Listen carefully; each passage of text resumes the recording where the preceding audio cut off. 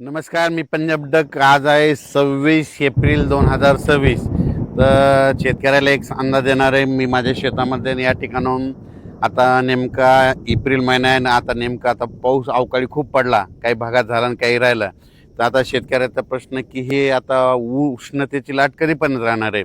तर राज्यातल्या सर्व शेतकऱ्याला सांगू इच्छितो की राज्यामध्ये आता उद्या 27 एप्रिलपासून राज्यात चांगली तीव्र उष्णतेची लाट येणार आहे. काही ठिकाणी 40°, 41°, 42, 43, 45, काही ठिकाणी 47 आणि एखाद्या जिल्ह्यात मात्र 48°पर्यंत राज्यात उन्हाचा पारा जाणार आहे. म्हणून हा अंदाज सर्व शेतकऱ्यांनी लक्षात घ्यायचा.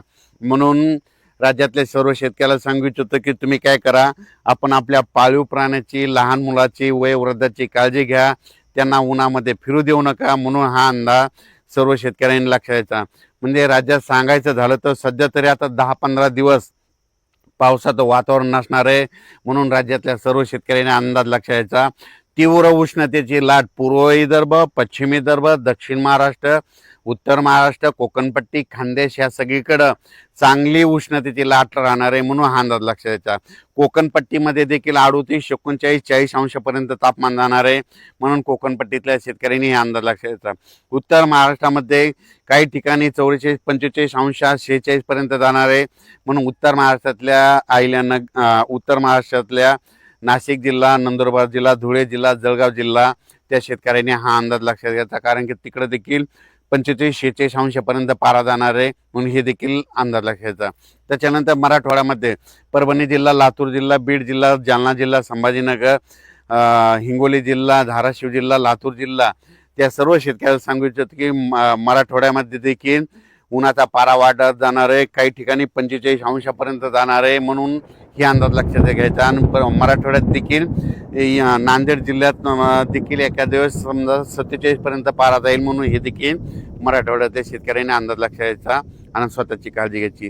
त्याच्यानंतर पूर्व विदर्भ आणि पश्चिम विदर्भ 6-5-11 जिल्ह्यामध्ये वर्धा जिल्हा, नागपूर, भंडारा, गोंदिया, चंद्रपूर, यवतमाळ, त्याच्यानंतर अमरावती, अकोला, बुलढाणा, वाशिम त्या सर्व यवतमाळ जिल्हा त्या सर्व शेतकऱ्याला सांगू इच्छितो की तुमच्या पूर्व आणि पश्चिम विदर्भात देखील चांगला उन्हाचा पारा वाढत जाणार आहे. काही काही ठिकाणी 47°पर्यंत नोंद जाईल आणि एका जिल्ह्यामध्ये 48°पर्यंत पारा जाईल. म्हणून हा अंदाज देखील शेतकऱ्यांनी लक्षात द्यायचा. सगळीकडे मात्र 40° ते 44°C मात्र सगळीकडे तापमान राहणार आहे. म्हणून हे लक्षात द्यायचा. आता सर्व शेतकऱ्याला सांगू इच्छितो की आता उद्यापासून हवामान कोरडं राहणार आहे. मग आता परत पाऊस कधी येणार आहे. तर राज्यातल्या सर्व शेतकऱ्याला सांगू इच्छितो की तुमच्या शेतीचे कामे करून ठेवा. आम्ही सगळे शेतीचे कामे व्यवस्थित करून ठेवली.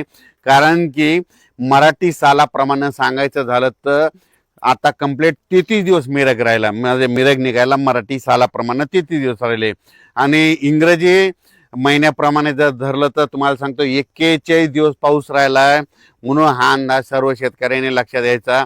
म्हणजे इंग्रजी महिन्याप्रमाणे 41 दिवस पाऊस राहिला ते हे एक लक्षात द्यायचं. आणि मराठी आखिदी झाल्याच्या नंतर कंप्लीट 40 दिवसाला मिरग निघतो. म्हणून हे देखील सर्व शेतकऱ्यांनी लक्षात घ्यायचं.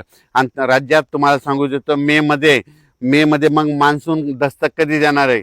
तुम्हाला सांगू इच्छितो 15 मे ते 20 मेच्या दरम्यान अंदमान बेटावर मान्सून दस्तक देणार आहे. म्हणून हा अंदाज खास करून मराठवाड्यातल्या संपूर्ण महाराष्ट्रातल्या महाराष्ट्र असो, कर्नाटक असो, मध्य प्रदेश आणि जे काही राज्य त्या जिल्ह्यातल्या सर्व शेतकऱ्याला सांगू इच्छितो की तुम्हाला सांगू इच्छितो की मान्सून अंदमान बेटावर 15 मे ते 20 मेच्या दरम्यान दस्तक देणार आहे. म्हणून हा अंदाज लक्षात घ्यायचा.